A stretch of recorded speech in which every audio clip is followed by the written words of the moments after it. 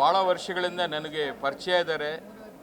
ನಮ್ಮ ಕನ್ನಡ ಚಿತ್ರರಂಗದಲ್ಲಿ ಒಂದು ದೊಡ್ಡ ಡೈರೆಕ್ಟರ್ ಆಗಿ, ಪ್ರೊಡ್ಯೂಸರ್ ಆಗಿ ಭಾಳಷ್ಟು ಚಿತ್ರಗಳನ್ನು ನಿರ್ಮಾಣ ಮಾಡಿದ್ದಾರೆ.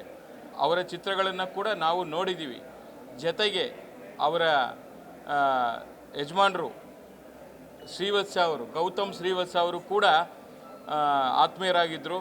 ಬಹುಶಃ ಅವರು ಮದುವೆ ಆದ ನಂತರ ಕೂಡ ಅವರ ಜರ್ನಿಯನ್ನು ಮುಂದುವರಿಸಿದ್ದಾರೆ.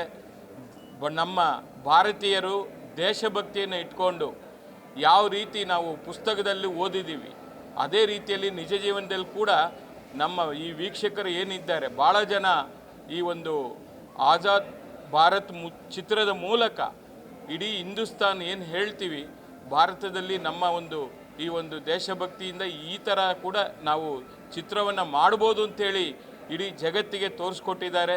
ಅವರಿಗೆ ಈ ಸಂದರ್ಭದಲ್ಲಿ ನಾನು ಹೃತ್ಪೂರ್ವಕ ಅಭಿನಂದನೆಗಳನ್ನ ಸಲ್ಲಿಸ್ತೀನಿ. ಜೊತೆಗೆ ಎಲ್ಲರೂ ಕೂಡ ಈ ಚಿತ್ರವನ್ನು ನೋಡಬೇಕು. ಆಗಲೇ ಅವರು ಕೇಂದ್ರ ಸರ್ಕಾರದ ಗಮನಕ್ಕೂ ಕೂಡ ಪಾರ್ಲಿಮೆಂಟಲ್ಲಿ MP ಗಳಿಗೂ ಕೂಡ ತೋರಿಸ್ಬೇಕು ಅನ್ನೋ ಒಂದು ಪ್ಲ್ಯಾನನ್ನು ಇಟ್ಕೊಂಡಿದ್ದಾರೆ. ಅವ್ರಿಗೆ ಒಳ್ಳೆಯದಾಗಲಿ.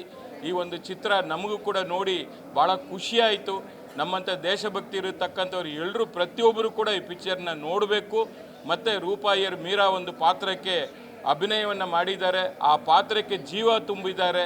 ತುಂಬ ಚೆನ್ನಾಗಿ ಈ ಅಭಿನಯ ಮಾಡಿದ್ದಾರೆ. ಈ ಚಿತ್ರ ಯಶಸ್ವಿಯಾಗಲಿ.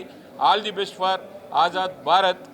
ಮತ್ತೊಮ್ಮೆ ಕಂಗ್ರ್ಯಾಚುಲೇಷನ್ ಟು ರೂಪಾಯಿಯರ್ ಮತ್ತು ಗೌತಮ್ ಶ್ರೀವತ್ಸ ಅವರಿಗೆ. All the best. Thank you.